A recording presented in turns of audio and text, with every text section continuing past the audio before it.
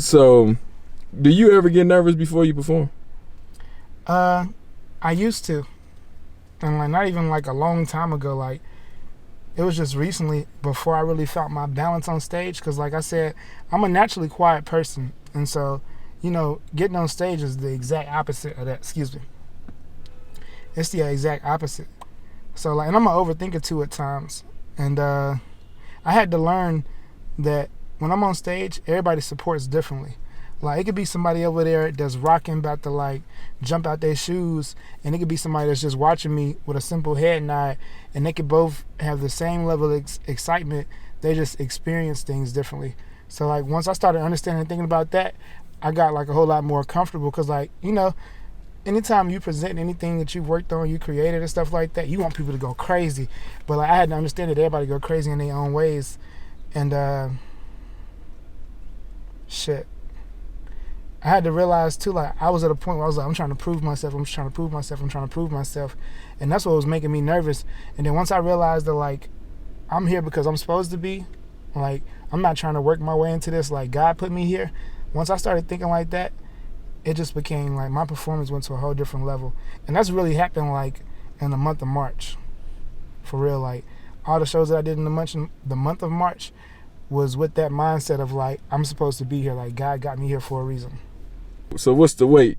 So what's going on right now? What's going on? We are at the Greensboro Coliseum waiting to get checked in to get our passes. We had got some temporary passes, but it didn't get us like where we needed to be, but it did get us in the building, so that's cool. Shit. Been here since 1 o'clock. Still waiting on our passes. That's a part of business. Everything ain't gonna be what niggas say it is, and it's a whole lot of shit going on. I know it's hard to do events on like a local level, so I could only imagine doing some shit like this.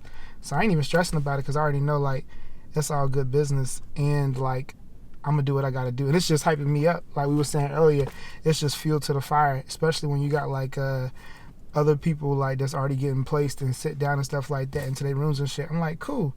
It's all right, because like niggas want to be local forever, and I don't even feel no way about it, because it's straight business. Like they got to take care of those niggas first. Like I understand that, but I'm just like, man, it's cool, because next year it's just gonna be a whole different story, and like I'm happy because of that shit, for real.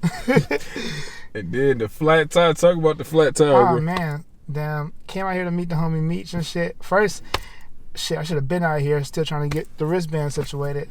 Damn, niggas running in circles about that. So I'm like, fuck it, you know what? I'm gonna step out here with Meech, so he ain't by himself. The homie Viva's still in there, Kev and my sister on the way.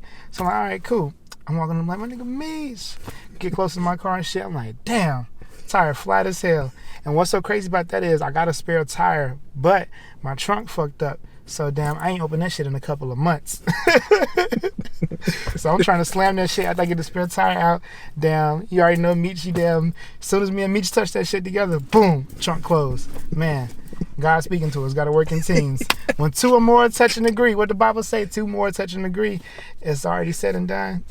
Niggas don't quote me on that, because it ain't exact, but I know it's something like that. When two or more touch and agree, so that's what we doing right now. We touching the green. It's about to be a great show. So break it down to when you got the call that you got booked for this show. Oh man, the homie Steven the Dream plugged me in with it.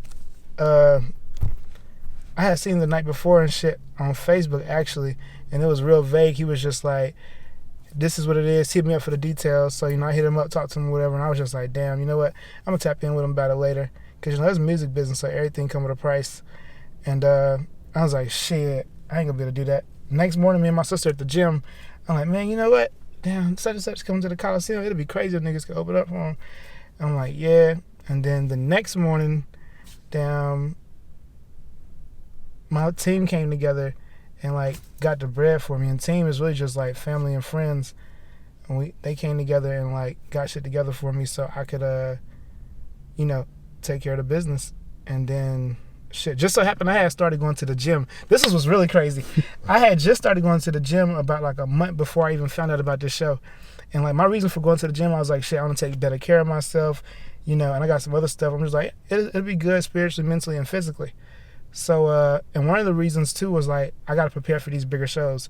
At the time, I didn't have no like idea of this, like not even a thought. I didn't even know like when I said bigger shows, I didn't even think like Greensboro Coliseum. I was just thinking like some bigger local shit. But the way God worked, it was just like I was preparing myself for that. So like a month in, that's when I found out about it. And I was like, it's just so crazy, cause like all we gotta do is prepare ourselves, and then God gonna, when opportunity meet us, we'll be ready for it, and God gonna take care of the rest. Like that's what I really been learning. Like it don't matter what like the numbers look like, damn, all that shit that people say matter. Don't none of that matter when like God is working on it, and like just let Him guide you, and like He gonna put you where you need to be when you need to be there, and like man, it's just like it's cool because I'm from Greensboro. And I'm like performing at the Greensboro Coliseum. And I ain't the first artist to do it, but like, I don't know. It's still hella special to me. And I know this ain't gonna be my last time here, but this probably will be my last time as an opening act. Man, you better talk that joint, because it's like, you probably passed this building so many times in your life, and then to finally say you actually like performing, like just break that down. Like as a kid, you seen this building all the time, and now you actually gonna be actually with the big dog. All the time. Circus used to be in this area right here, like in the parking lot. Damn, came to a couple of concerts. I graduated from this building on some crazy shit. And that's even, what's so crazy about that is, in like high school, I was quiet as hell. Like I wasn't like no cool nigga, never was. I was just in my own space. But in high school, I had got voted most likely to be famous. So it's cool that I graduated from here, and now I'm getting on stage, and like I'm graduating from the level I was with music, because like I feel like now I'm at the top of a certain level, but now I'm at the bottom of a new level, which is like a blessing. And it's just like put me in a situation. It's like, all right, I worked real hard to get here. Boom, I done got here. Now it's time to bust my ass just as much as I did to get where I'm at now, to get to the top of the next level, and just keep progressing and like keep repeating the pattern until I'm at like the top of the top.